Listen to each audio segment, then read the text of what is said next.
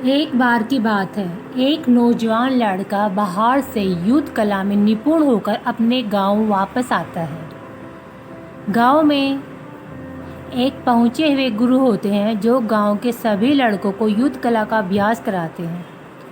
वह लड़का एक दो दिन गांव में घूमता है और यह जान लेता है कि इस गांव में प्रसिद्ध होना है तो इस गांव के गुरु को युद्ध में हराना होगा। वह उनके आश्रम में जाकर उनको बुरा भला कहने लगता है। कुछ ही देर में आश्रम के सभी छात्र बाहर आ जाते हैं और अंत में वह गुरु जो युद्ध कला में बहुत ही अधिक निपुण थे बाहर आ जाते हैं।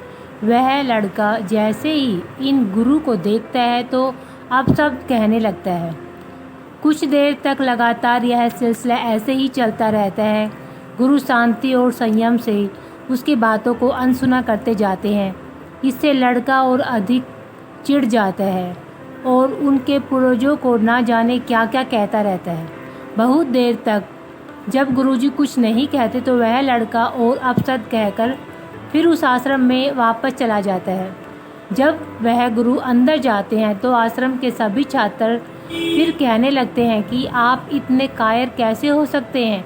आप युद्ध की इतनी अच्छी कला जानते हैं और आप हमें भी युद्ध करना सिखा रहे हैं।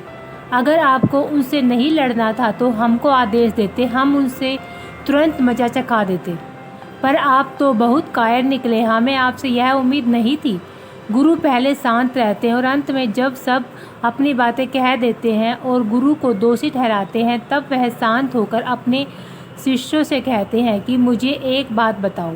अगर कोई तुमको कुछ देना चाहता है और अगर तुम उसको नहीं लेते तो फिर वह वस्तु कहाँ जाती है? उनमें से एक बोला, फिर वह वस्तु उसी के पास रहती है जो हमें देना चाहता है, क्योंकि हमने तो वह ली ही नहीं।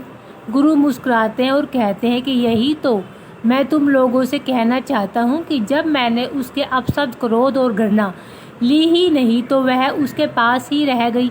आज का ज्ञान तुम लोगों के लिए यही है कि बेवजह अपनी शक्ति का प्रदर्शन ना करें। जीवन में तुमको बहुत मूर्ख और ऐसे लोग मिलेंगे जो बेवजह तुम्हें मुसीबतों में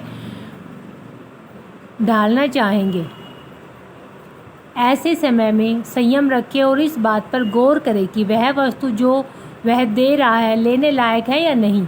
अगर वह आपको अपमान दे रहा है तो आप उसको तनिक भी ना लें और वहाँ शांत रहें। शिष्यों को गुरु की बात सुनकर अपनी गलतियों का एहसास हो जाता है और सब गुरु से माफ़ी मांगते हैं। हमको इस कहानी से यह शिक्षा मिलती है कि हमें बेवजह अपनी शक्ति का परीक्षण नहीं करना चाहिए और सामने वाले व्यक्ति की भावनाओं को समझकर व्यवहार करना चाहिए।